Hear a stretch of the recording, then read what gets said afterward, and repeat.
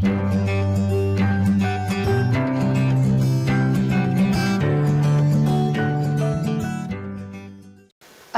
warahmatullahi wabarakatuh. Kembali lagi bersama saya Siti Maryam. Di sini saya akan memaparkan bab 4 atau bab terakhir dalam pembelajaran setara dengan kelas 12 SMA mengenai dinamika persatuan dan kesatuan bangsa sebagai upaya menjaga dan mempertahankan negara kesatuan Republik Indonesia. Nah, di sini ada proses penyelenggaraan negara dalam konteks negara kesatuan Republik Indonesia. Yang pertama ada konsep negara kesatuan atau unitarisme. Kemudian ada karakteristik negara kesatuan Republik Indonesia dan perkembangan proses penyelenggaraan negara kesatuan Republik Indonesia. Selanjutnya kita akan lihat kepada salah satu orang tokoh, C.F. Strong, dalam bukunya A History of Modern Political Constitution pada tahun 1963 halaman 84 bahwa negara kesatuan adalah bentuk negara yang wewenang legislatif tertinggi dipusatkan dalam satu badan legislatif nasional, yang artinya bahwa kekuasaan terletak pada pemerintahan pusat bukan pemerintahan daerah. Konsep negara kesatuan atau unitarisme. Negara kesatuan adalah negara bersusunan tunggal, yakni kekuasaan untuk mengatur seluruh daerahnya ada di tangan pemerintahan pusat. Pemerintahan pusat memegang kedaulatan sepenuhnya. Hubungan antara pemerintahan pusat dengan rakyat dan daerahnya dapat dijalankan secara langsung. Kemudian ada negara kesatuan, bahwa dalam negara kesatuan hanya ada satu konstitusi, yaitu kepala negara, satu dewan menteri atau kabinet, dan satu parlemen. Demikian pula dengan pemerintahan, yaitu pemerintahan pusatlah yang memegang wewenang tertinggi dalam segala aspek pemerintahan. Sistem negara kesatuan. Negara kesatuan mempunyai dua sistem, yaitu sentralisasi dan desentralisasi. Sentralisasi itu merupakan semua hal yang diatur dan diurus oleh pemerintah pusat, sedangkan daerah hanya menjalankan perintah-perintah dan peraturan-peraturan dari pemerintah pusat. Nah, kemudian ada desentralisasi. Desentralisasi itu merupakan daerah yang diberikan kekuasaan untuk mengatur rumah tangganya sendiri, seperti otonomi, swantatra, untuk menampung aspirasi rakyat di daerah. Terdapat parlemen-parlemen daerah, meskipun demikian pemerintahan pusat tetap memegang kekuasaan tertinggi. Karakteristik negara kesatuan Republik Indonesia. Menurut Undang-Undang Negara Republik Indonesia tahun 1945, kesepakatan yang tercermin dalam rapat-rapat Badan Penyelidik Usaha-Usaha Persiapan Kemerdekaan Indonesia (BPUPKI) dan Panitia Persiapan Kemerdekaan Indonesia atau PPKI dalam menyusun konstitusi atau undang-undang yang tertinggi dalam negara. Nah, di sini ada gambar yang bernama gambar ini saat melaksanakan sidang PPKI yang menetapkan Undang-Undang 1945 dan secara langsung menetapkan bentuk negara Indonesia sebagai negara kesatuan. Nah, Supomo dalam sidang BPUPKI menghendaki bentuk negara kesatuan sejalan dengan paham negara integralistik yang melihat bangsa sebagai suatu organisme. Nah, hal ini antara lain seperti yang dikemukakan oleh Muhammad Yamin, bahwa kita hanya membutuhkan negara yang bersifat unitarisme, dan wujud negara kita tidak lain dan tidak bukan adalah bentuk negara kesatuan Republik Indonesia. Nah, di sini ada bentuk negara kesatuan tersebut didasarkan pada 5 alasan. Yang pertama, unitarisme sudah merupakan cita-cita gerakan kemerdekaan Indonesia. Negara tidak memberikan tempat hidup bagi provinsialisme. Kemudian tenaga terpelajar kebanyakan berada di Pulau Jawa, sehingga tidak ada tenaga di daerah untuk membentuk negara federal. Yang keempat, wilayah-wilayah di Indonesia tidak sama potensi dan kekayaannya. Dan yang terakhir, dari sudut geopolitik, dunia internasional akan melihat Indonesia kuat apabila sebagai negara kesatuan. Nah, di sini ada pembentukan negara kesatuan bertujuan untuk menyatukan seluruh wilayah Nusantara agar menjadi negara yang besar dan kokoh yang dengan kekuasaan negara yang bersifat sentralistik. Nah, tekad tersebut sebagaimana tertuang dalam alinea kedua pembukaan Undang-Undang Dasar Negara Republik Indonesia tahun 1945 yang berbunyi, dan perjuangan pergerakan kemerdekaan Indonesia telah sampailah pada saat yang berbahagia dengan selamat sentosa mengantarkan rakyat Indonesia ke depan pintu gerbang kemerdekaan negara Indonesia yang merdeka, bersatu, berdaulat, adil, dan makmur. Kita lanjut kepada submateri mengenai perubahan Undang-Undang Dasar Negara Republik Indonesia tahun 1945 mengukuhkan keberadaan Indonesia sebagai negara kesatuan dan menghilangkan keraguan terhadap pecahnya negara kesatuan Republik Indonesia. Pasal-pasal dalam Undang-Undang Dasar Negara Kesatuan Republik Indonesia tahun 1945 telah memperkukuh prinsip negara kesatuan Republik Indonesia dan tidak ada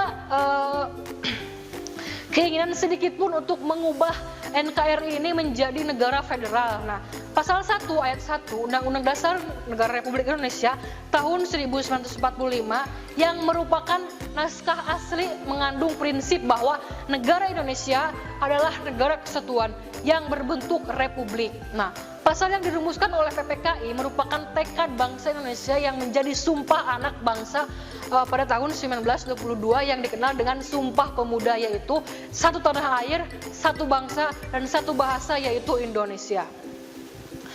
Wujud-wujud negara kesatuan Republik Indonesia semakin kokoh setelah dilakukan perubahan Undang-Undang Dasar Negara Republik Indonesia tahun 1945 yang dimulai dengan adanya ketetapan Majelis Permusyawaratan Rakyat.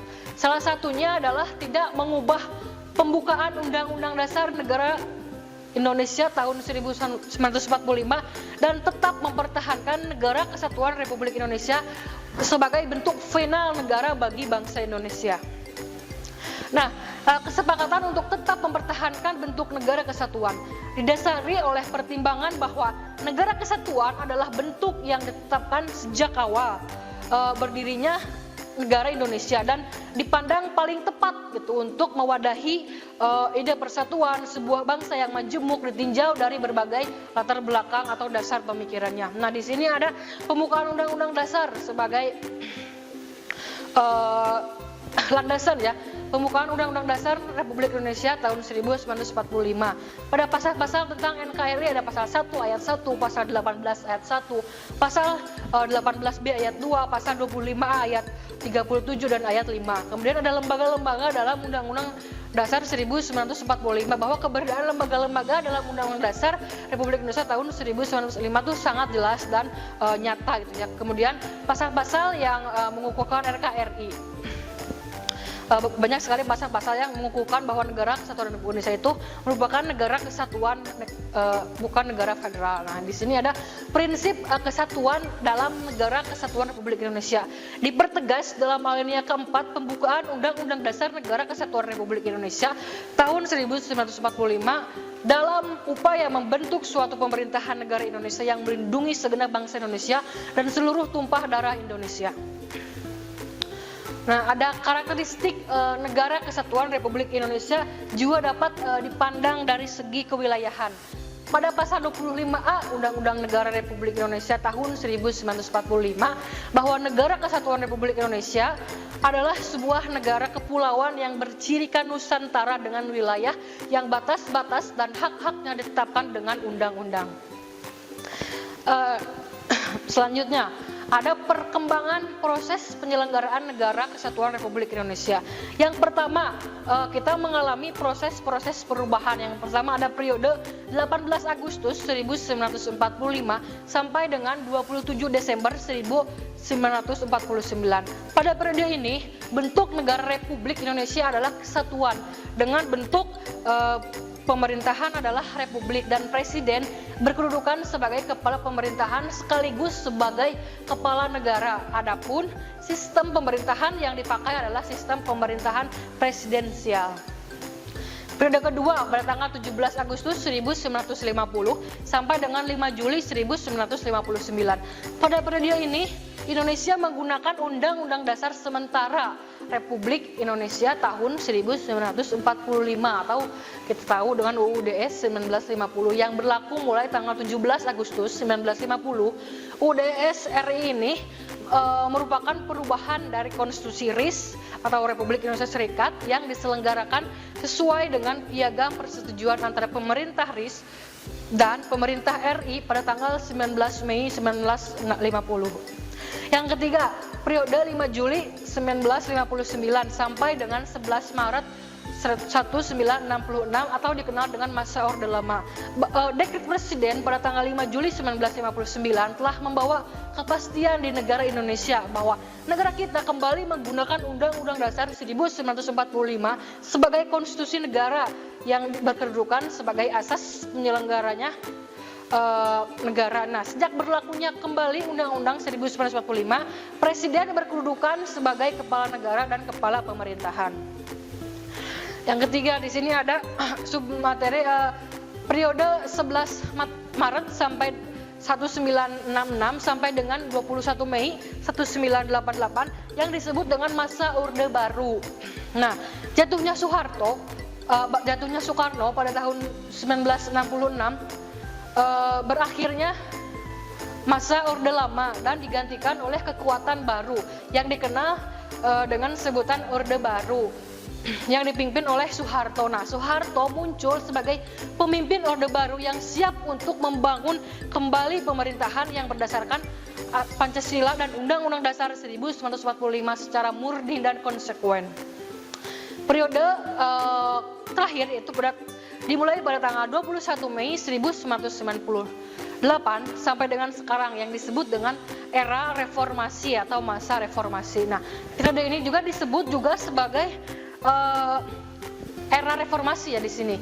Gejolak politik di era reformasi semakin mendorong usaha penegakan kedaulatan rakyat dan bertekad untuk mewujudkan pemerintahan yang bersih dari korupsi, kolusi dan nepotisme yang menghancurkan kehidupan bangsa dan negara. Memasuki masa reformasi, bangsa Indonesia bertekad untuk menciptakan sistem pemerintahan yang demokratis. Nah, itu merupakan periode-periode dan periode Indonesia, kekuasaan Indonesia pada saat kemerdekaan sampai dengan sekarang. Sekian materi yang bisa saya sampaikan. Mohon maaf apabila banyak kesalahan. Terima kasih atas perhatiannya. Wassalamualaikum warahmatullahi wabarakatuh. Kunjungi sosial media lainnya seperti website kami di pkbmalkata.com, Facebook PKB Malkata Manunjaya, Instagram PKB Malkata _official. Dan terima kasih telah klik video ini. Jangan lupa like, comment, share, and subscribe untuk menunjukkan dukungan kamu terhadap channel ini. Enjoy the video PKB Malkata.